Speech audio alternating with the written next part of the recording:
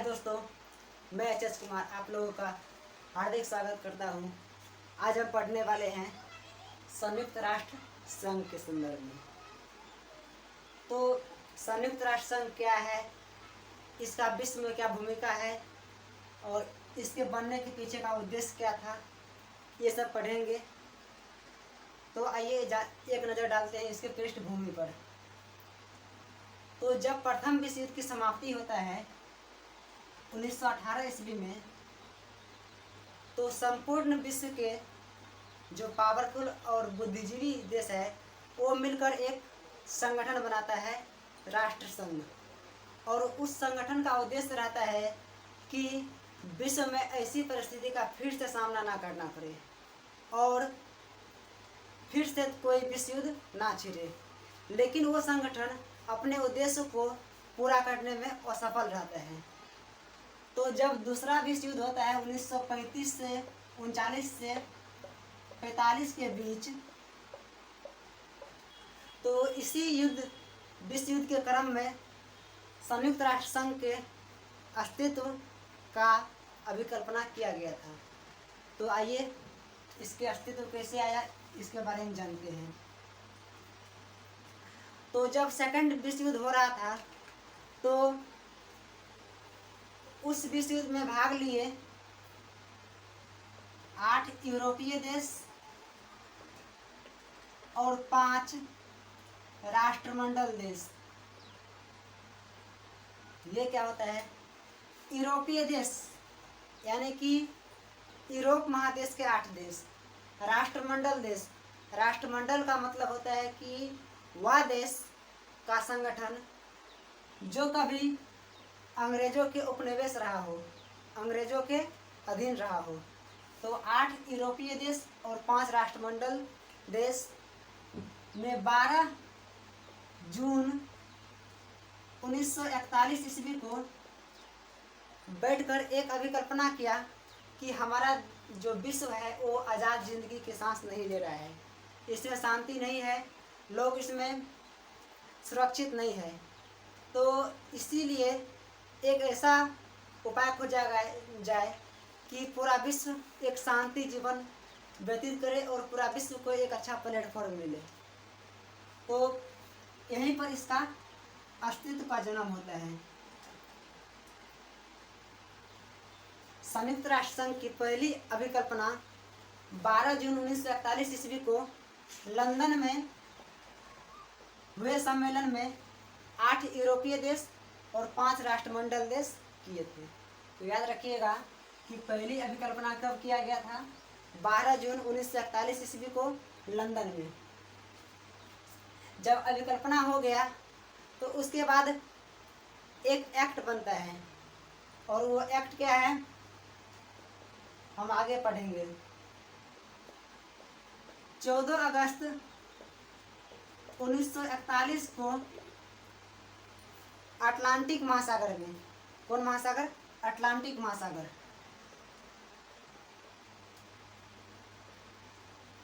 Atlantic महासागर में एक युद्ध पोत पर अमेरिका के तत्कालीन राष्ट्रपति फ्रैंकलिन डी रूजवेल्ट और ब्रिटेन के तत्कालीन प्रधानमंत्री विंस्टन चर्चिल ने मिलकर उस एक्ट पर हस्ताक्षर करता है।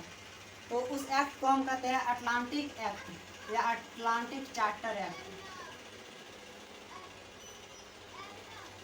और इसी एक्ट को संयुक्त राष्ट्र संघ की जन्म कुंडली भी कहते हैं। जन्म कुंडली ये एग्जाम में अभी तक नहीं आया है, लेकिन आपको एग्जाम में पूछ सकता है, स्पेशली बीपीएससी में, कि संयुक्त राष्ट्र संघ की जन्म कुंडली या जन्म पत्र किस एक्ट को कहा जाता है? तो अटलांटिक एक्ट को। अटलांटिक एक्ट कब बना? तो 1941 ईस्वी में। इसका नाम क्यों पड़ा अटलांटिक एक्ट?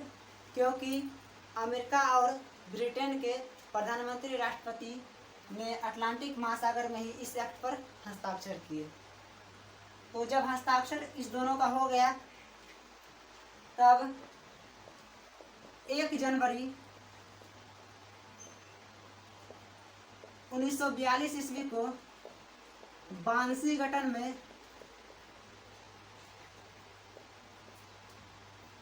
एक सम्मेलन होता है और उस सम्मेलन में कुल 26 देश इस एक्ट पर हस्ताक्षर करते हैं।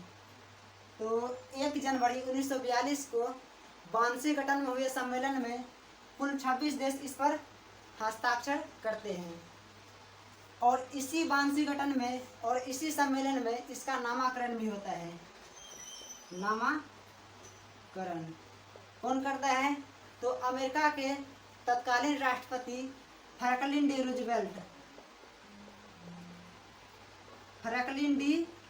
रूजवेल्ट इसका नामाकरण करता है। तो एग्जाम में पूछ सकता है कि संयुक्त राष्ट्र संघ का नामाकरण कौन किया?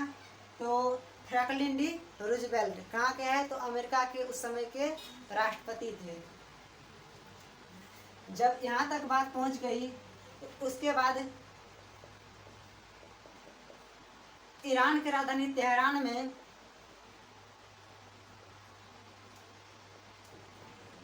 उस समय के विश्व के 3 पावरफुल और बुद्धिजीवी राष्ट्र सोवियत संघ, संयुक्त राष्ट्र अमेरिका और ब्रिटेन, तीनों के जो प्रधान थे विंस्टन चर्चिल, स्टालिन और फ्रैंकलिन डी रूजवेल्ट, तीनों मिलकर इस संगठन पर विचार विमर्श करता है और तीनों का सहमति हो जाता है। तो इस सहमति के बाद सबका सहमति भी हो गया। तो अब इसका क्या बनेगा? इसका ढांचा बनेगा कि इसको किस रंग में ढाला जाए, कैसे बनाया जाए कि विश्व में कभी भी ऐसी परिस्थिति का सामना ना करना पड़े कि इसमें कोई बदलाव करना पड़े। तो इसका ढांचा बनता है, ढांचा बनकर प्रस्तुत होता है 7 अक्टूबर 1944 को। 7 अक्टूबर 1944 को इसका ढांचा प्रस्तुत होता है। तो इसका जब ढांचा प्रस्तुत हो गया तो इस ढांचा पर सभी देश के सहमति और विचार विमर्श और सुझाव देने के लिए एक सम्मेलन हुआ। वो सम्मेलन हुआ काला सागर के नज़दीक एक याल्टा नामक जगह है। इसको हम याल्टा सम्मेलन या क्रीमिया सम्मेलन कहते हैं। क्रीमिया सम्मेलन, याल्टा सम्मेलन या क्रीमिया सम्मेलन, जो कि 4 फरवरी से लेकर 11 फरवरी 1945 को हुआ था। 4 फरवरी से लेकर 11 फरवरी 1945 को हुआ था और इस पर सभी का सहमति हो गया था कि ये जो है ढांचा सही है। अब आइए आगे बढ़ते हैं। उससे पहले फिर से एक बार हम लोग देख लेते हैं शुरू से। और आप अपने एयरटेल, बीएसएनएल, वोडा, आइडिया, जियो के पुराने नंबर को तुरंत एयरटेल में बदलवाएं, बिना नंबर बदले। तो पहली बात, इसकी अभिकल्पना कब किया गया था? तो 12 जून 1941 को लंदन में इसकी अभिकल्पना किया गया था। दोनों में 2-2 जोड़ दीजिए। 12, 2, 14, जून, जुलाई, अगस्त। अगस्त 1941 को अटलांटिक एक्ट होता है। अटलांटिक एक्ट आता है जिसमें फ्रैंकलिन डी रूजवेल्ट और विंस्टन चर्चिल हस्ताक्षर करते हैं। फिर 1 जनवरी 1942 को वाशिंगटन में इसका नामाकरण होता है और इसी समय 26 देश इस पर हस्ताक्षर कर देते हैं। तो नामाकरण कौन किया? Franklin D Roosevelt. इसके बाद इस पर विचार विमर्श के लिए उस समय के 3 पावरफुल राष्ट्र या बुद्धिजीवी राष्ट्र सोवियत संघ, अमेरिका और ब्रिटेन के प्रधान जो है अमेरिका के राष्ट्रपति फ्रैंकलिन डी रूजवेल्ट, ब्रिटेन के पीएम विंस्टन चर्चिल और सोवियत संघ के प्रधान स्टालिन के बीच एक बैठक होता है तेहरान में और इस बैठक में सभी की सहमति हो जाती है। इसके बाद इसका ढांचा प्रस्तुत किया जाता है 7 अक्टूबर 1944 को जब ढांचा प्रस्तुत हो गया तो इस ढांचा पर विचार विमर्श करने के लिए एक और सम्मेलन होता है याल्टा में।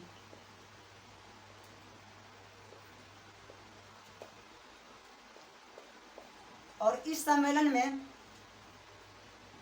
जो होता है 4 फरवरी से लेकर 11 फरवरी 1945 के बीच ढांचा को स्वीकार कर लिया जाता है, उस पर मोहर लगा देते हैं। तो इस सम्मेलन के बाद ढांचा भी बन गया, सबकी सहमति भी आ गई। तो अब क्या बनेगा, इसका संविधान बनेगा। तो 25 अप्रैल 1945 को संयुक्त राष्ट्र संघ का संविधान बनता है। संयुक्त राष्ट्र संघ का संविधान बनता है कहाँ पर, सैन फ्रांसिस्को में। सैन फ्रांसिस्को में याद रखिएगा, 100 से संविधान, 100 से सैन फ्रांसिस्को। कब बनता है, 25 अप्रैल 1945 को संविधान बनने के बाद। और इस संविधान बनने में कुल 50 देश के प्रतिनिधि शामिल थे। कितने, 50 देश के प्रतिनिधि। लेकिन अभी तक हस्ताक्षर किए थे मात्र 26 देश ही, और 2 देश अमेरिका और ब्रिटेन। 28 देश ही इस पर हस्ताक्षर किए थे। अब बात आई कि हस्ताक्षर सभी देश कब किया, तो 26 जून 1945 को सभी देश हस्ताक्षर करते हैं। और पोलैंड देश इसमें अभी हस्ताक्षर नहीं करते हैं, पोलैंड बाद में करते हैं। तो सब हस्ताक्षर करते हैं 26 जून 1945 को। हस्ताक्षर करने के बाद एक्ट में शर्त के अनुसार 24 अक्टूबर 1945 को संयुक्त राष्ट्र संघ अस्तित्व में आ जाते हैं। तो इसी दिन को हम लोग संयुक्त राष्ट्र संघ दिवस भी मनाते हैं, 24 अक्टूबर को, 24 अक्टूबर 1945 को। तो अब इसमें देखिए कुछ समझने वाली बात। यदि आपका क्वेश्चन ये बिहार एसआई में आता है तो बोलेगा कि संयुक्त राष्ट्र संघ के संस्थापक कौन है, तो फ्रैंकलिन डी रूजवेल्ट मारिएगा, क्या कि उसमें एक से अधिक नहीं जाएगा। लेकिन बीपीएससी में आ गया और उसमें ऑप्शन रहेगा कि फ्रैंकलिन डी रूजवेल्ट और विंस्टन चर्चिल, तो इनमें से एक से अधिक मारिएगा।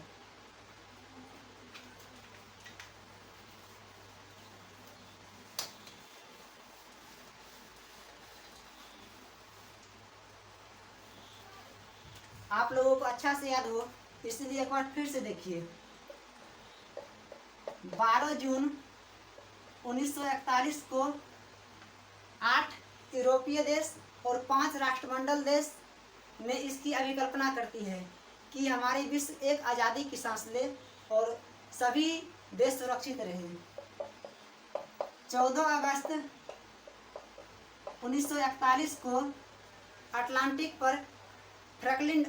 महासागर में फ्रैंकलिन डी रूजवेल्ट और विंस्टन चर्चिल हस्ताक्षर करते हैं, इसीलिए इसको अटलांटिक एक्ट भी कहते हैं। और इसी अटलांटिक एक्ट को संयुक्त राष्ट्र संघ का जन्म कुंडली भी कहते हैं। उसके बाद 1 जनवरी 1942 ईस्वी को इसका नामकरण होता है, जो फ्रैंकलिन डी रूजवेल्ट इसका नाम देता है, और 26 देश इसी समय हस्ताक्षर करते हैं।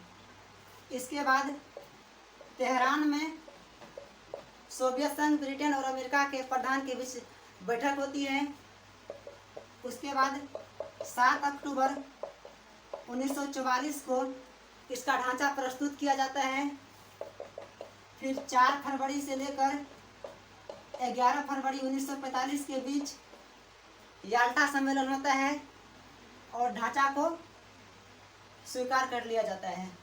फिर इसका संविधान बनता है 25 अप्रैल 1945 को, और सभी देश हस्ताक्षर करते हैं इस पर 26 जून 1945 को। कितना याद रखिएगा, जगह का नाम याद रखिएगा। तो ये हुआ लंदन में, ये अटलांटिक महासागर में, ये वाशिंगटन में। इसके बाद ये हुआ आपका याल्टा में। और हस्ताक्षर कहाँ पर हुआ था? हस्ताक्षर आपका हुआ था वाशिंगटन में ही। तो इतना याद रखिएगा।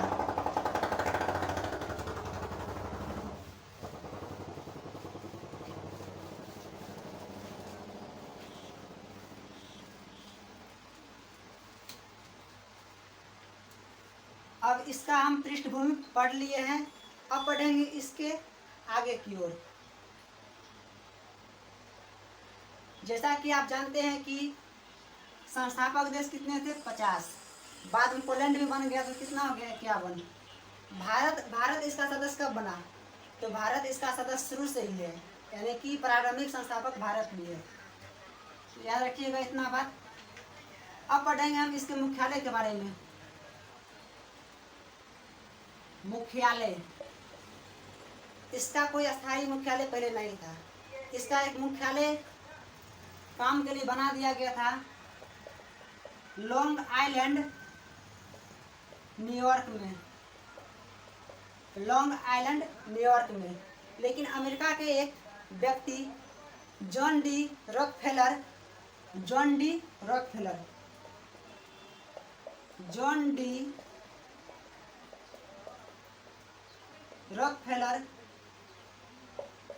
ने काफी अरब रुपया दान में देते हैं और 7 हेक्टेयर जमीन खरीद कर देते हैं संयुक्त राष्ट्र संघ को।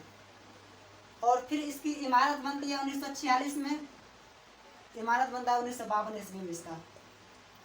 लेकिन इसका मुख्यालय अस्थायी बना दिया जाता है 14 दिसंबर 1946 को न्यूयॉर्क में।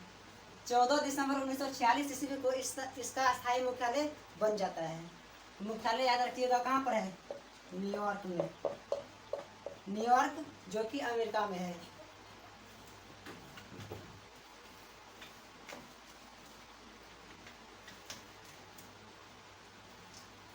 अब हम बात करेंगे इसके ध्वज के बारे में।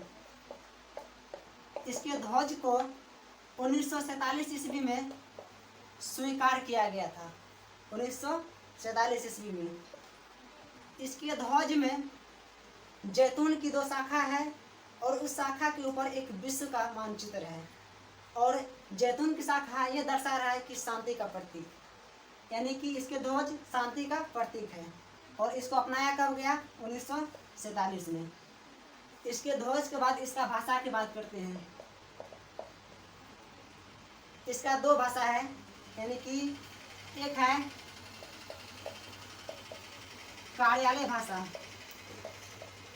और एक है आधिकारिक भाषा। कार्यालय भाषा में 2 आता है, इंग्लिश और फ्रेंच। अंग्रेजी और फ्रेंच कार्यालय भाषा में आता है। आधिकारिक भाषा में आता है 6 भाषा, अंग्रेजी, फ्रेंच, रूसी, अरबी, चीनी। अंग्रेजी हो गया, फ्रेंच हो गया, रूसी हो गया, अरबी हो गया और चीनी हो गया। और एक भाषा आपका है स्पेनिश। 6 भाषा हो गया आधिकारिक भाषा। तो याद रखिएगा कि इसके ध्वज को 1947 ईस्वी में स्वीकार किया गया। और इसका 2 भाषा है, यानी कि 2 प्रकार की भाषा है। एक है कार्यालय भाषा, एक है आधिकारिक भाषा। कार्यालय भाषा 2 है, अंग्रेजी और फ्रेंच। और आधिकारिक भाषा 6 है, अंग्रेजी, फ्रेंच, अरबी, स्पेनिश, चीनी और रूसी। इतना आप लोग याद रखिएगा।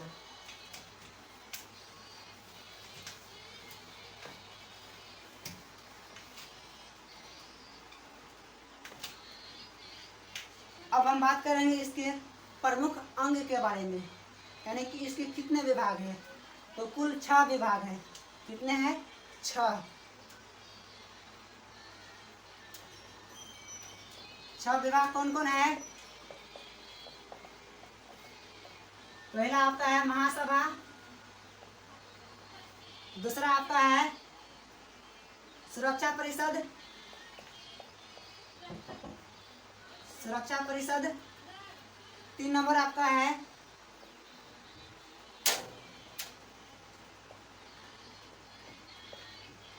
सामाजिक न्याय परिषद। 4 नंबर आपका है न्यास परिषद। बंद करने बोलो ना। न्यास परिषद। 5 नंबर आपका है न्यास परिषद के बाद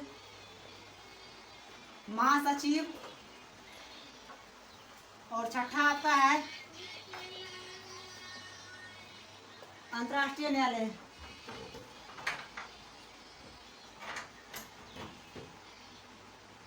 अंतर्राष्ट्रीय न्यायालय। कुल कितने हो गए? 6 है। एक महासभा, एक सुरक्षा परिषद, एक सामाजिक न्याय परिषद, एक न्यास परिषद, एक महासचिव और एक अंतर्राष्ट्रीय न्यायालय। कुल 6 है। अब हम पढ़ेंगे 6 के बारे में अच्छे से।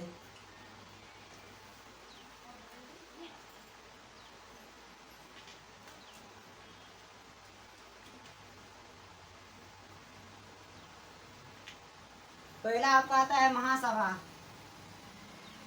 महासभा। महासभा के बारे में पहला पॉइंट याद रखिएगा कि ये संयुक्त राष्ट्र संघ का सबसे बड़ा अंग है। सबसे बड़ा अंग है। दूसरा पॉइंट याद रखिएगा कि यदि कोई सदस्य नया आएगा तो इसको महासभा ही उसको नियुक्त करेगा जांच पड़ताल के बाद, यानी कि नए सदस्यों का आगमन, नए सदस्यों का आगमन। तीसरा ये याद रखिएगा कि यदि कोई सदस्यता छीनेगा किसी देश से तो वो महासभा ही छीनेगा, यानी कि सदस्यता की समाप्ति।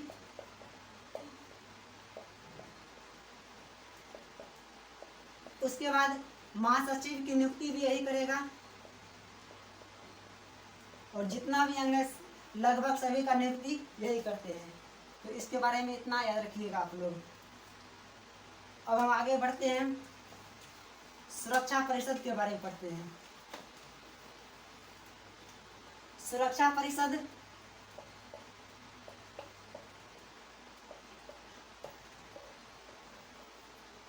सुरक्षा परिषद को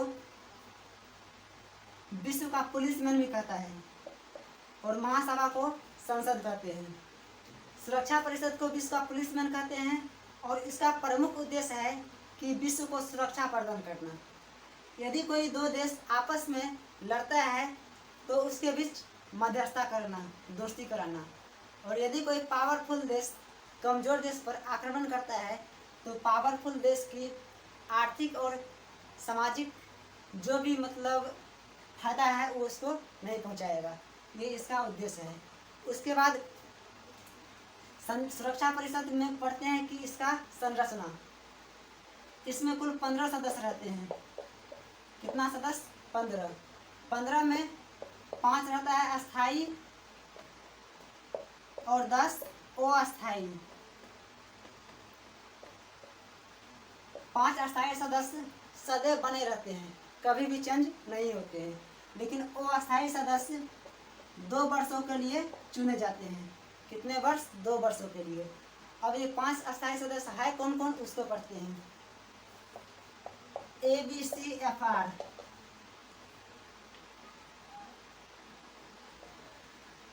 एस हो गया आपका अमेरिका, बी से ब्रिटेन, सी से चीन, एफ से फ्रांस, आर से रूस। यानी कि अमेरिका, ब्रिटेन, चीन, फ्रांस और रूस। फिर से सुन लीजिए, अमेरिका, ब्रिटेन, रूस, चीन और फ्रांस। 5 देश ऐसा है जो कि अस्थायी सदस्य है और इसी 5 देश को वीटो पावर भी मिला है। इसका मतलब होता है कि निषेध अधिकार। आइए समझते हैं इसका कितना मतलब कि ये पावरफुल है।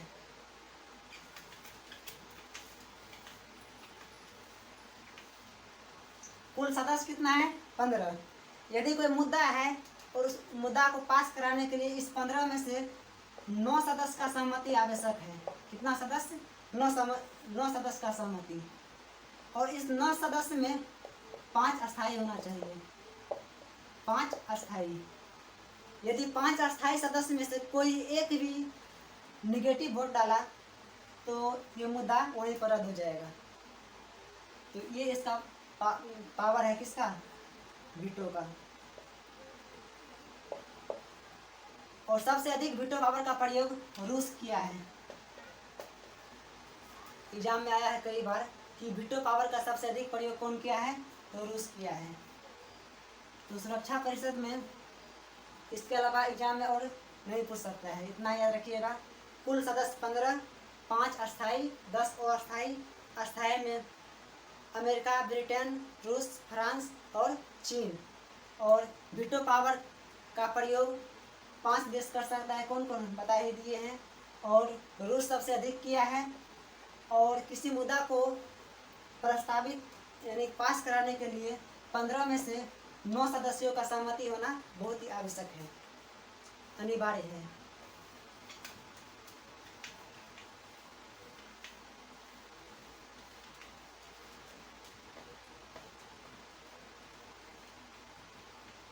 इसके बाद हम लोग पढ़ते हैं आर्थिक एवं सामाजिक परिषद।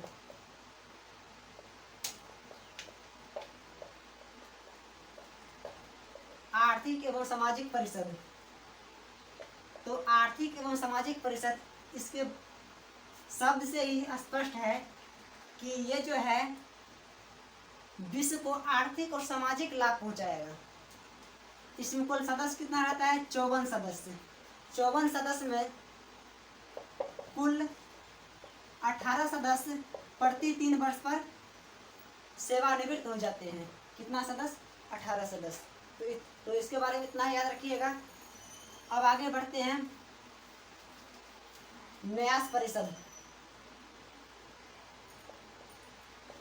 न्यास परिषद ये क्या है, न्यास परिषद का गठन इसलिए किया गया था कि जो देश अपने सैन्य विभाग को अच्छा से सही नहीं संभाल पाते हैं, उस स्थिति में नहीं है कि अपने देश की रक्षा स्वयं कर सके, तो उस देश के लिए कुछ महत्वपूर्ण राष्ट्र और पावरफुल राष्ट्र को सौंपा गया कि आप उस देश की रक्षा कीजिए और इसका ध्यान रखें कि उस देश की अधिकार का हनन ना कीजिए, आप लोग ना कीजिएगा।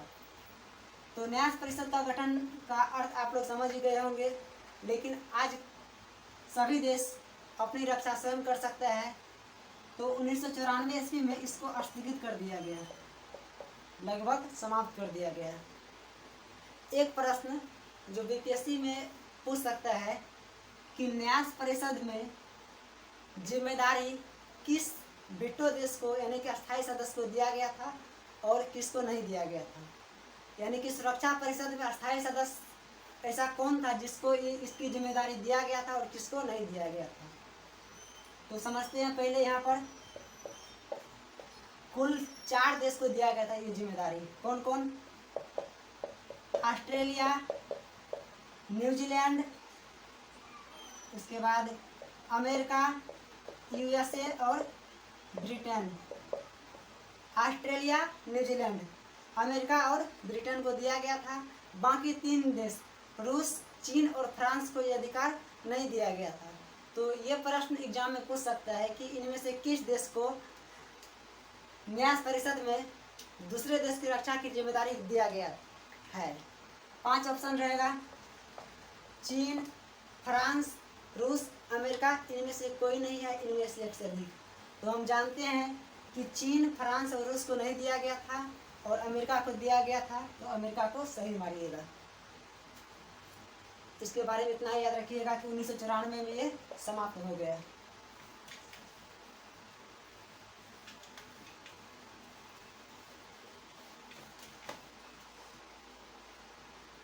अभी तक हमने कुल 4 अंक पढ़ लिए, महासभा, सुरक्षा परिषद, उसके बाद सामाजिक और न्याय परिषद, और 4 नंबर न्यास परिषद।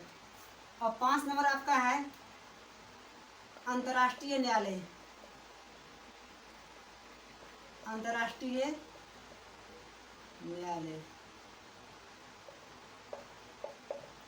इसकी स्थापना 1946 ईस्वी में होता है और इसका मुख्यालय द हेग नीदरलैंड में है। द हेग नीदरलैंड में है। पहला पॉइंट, स्थापना कब हुआ? 1946 में। दूसरा पॉइंट, इसकी मुख्यालय कहाँ है? तो द हेग नीदरलैंड में है। तीसरा पॉइंट, इसमें जज कितने होते हैं? तो कुल 15 जज होते हैं, कुल 15 जज। लेकिन सभी देश के प्रतिनिधित्व का मौका मिले, इसीलिए प्रति 3 वर्ष पर 5 जज सेवानिवृत्त हो जाते हैं। और एक चीज और, इसका कार्यकाल कितना होता है? 9 वर्ष। कार्यकाल 9 वर्ष होता है और प्रति 3 वर्ष पर 5 सदस्य सेवानिवृत्त हो जाते हैं। इसके अलावा याद रखिएगा कि यही 15 सदस्य अपने में से एक को बनाता है अध्यक्ष और एक को बनाता है उपाध्यक्ष। इसके अलावा याद रखिएगा कि एक देश के 2 व्यक्ति एक समय इसका सदस्य नहीं बन सकता है। और भारत में अभी तक 4 जज इसका सदस्य बन चुके हैं। कौन कौन?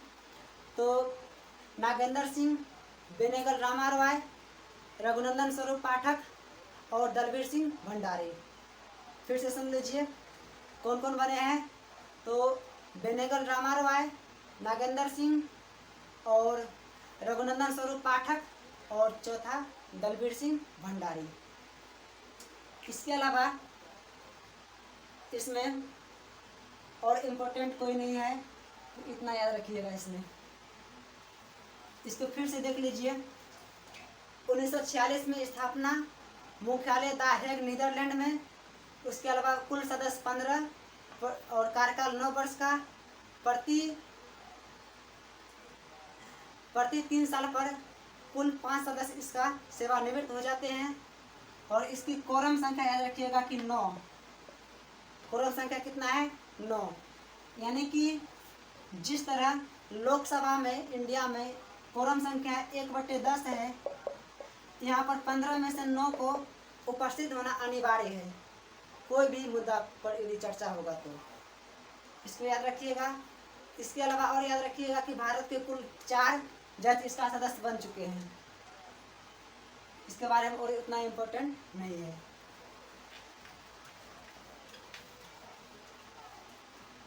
अब लास्ट आपका है सचिवालय। सचिवालय,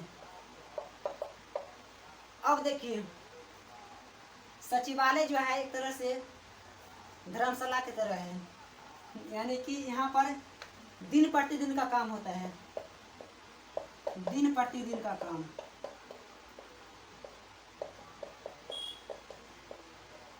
दिन प्रतिदिन का काम होता है। कहाँ पर? सचिवालय में। और इसका महासचिव भी होता है सचिवालय का। और इसका पहला महासचिव था नॉर्वे देश के, जानते ही होइएगा। और पहले एशियाई महासचिव था बान की मून। इतना याद रखिएगा।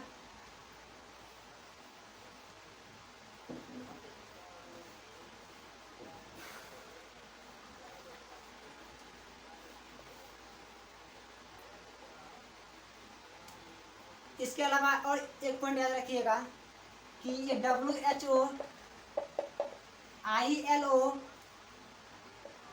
यूनिसेफ,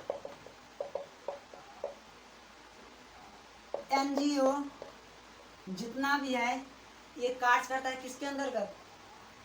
सामाजिक न्याय और परिषद के, सामाजिक न्याय आर्थिक परिषद के अंतर्गत काम करते हैं। कौन? ये सभी संगठन। इसके अलावा एग्जाम में पूछने वाले अन्य प्रश्न है कि संयुक्त राष्ट्र संघ में हिंदी में भाषण देने वाले पहले व्यक्ति कौन थे? तो अटल बिहारी वाजपेयी। अटल बिहारी वाजपेयी। संयुक्त राष्ट्र संघ की महासभा की पहली महिला अध्यक्ष कौन थी? तो विजया लक्ष्मी पंडित। इसके अलावा और याद रखिएगा कि संयुक्त राष्ट्र संघ का लाइब्रेरी किसको कहा जाता है? तो हैमरशोल्ड को। हैमरशोल्ड सोल्ड को। इतना आप लोग याद रखिएगा। एक बार फिर से हम लोग देख लेते हैं जाते जाते। 12 जून 1941 को लंदन में इसकी पहली अभिकल्पना होती है।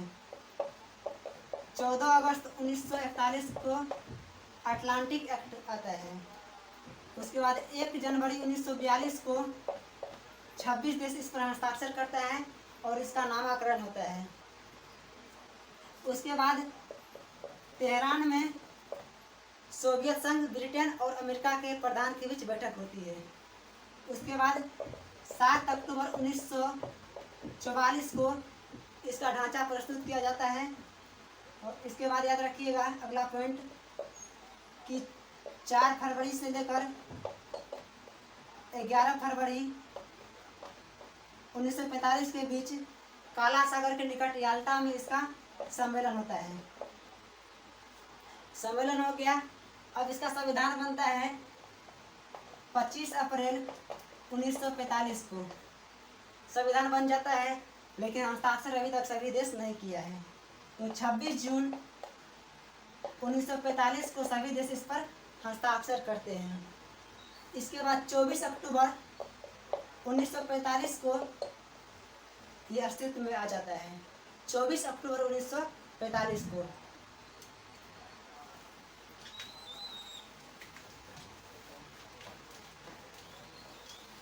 और अभी हम लोग इसके 6 अंग के बारे में पढ़ चुके हैं। तो आज का टॉपिक हमारा था संयुक्त राष्ट्र संघ। यदि आप लोगों को पसंद आया होगा तो लाइक, शेयर और सब्सक्राइब कीजिएगा और सपोर्ट कीजिएगा ताकि आगे और बेहतर कर सकूं। और जो भी कमी नज़र आई होगी वो आप लोग बताइएगा। शुक्रिया।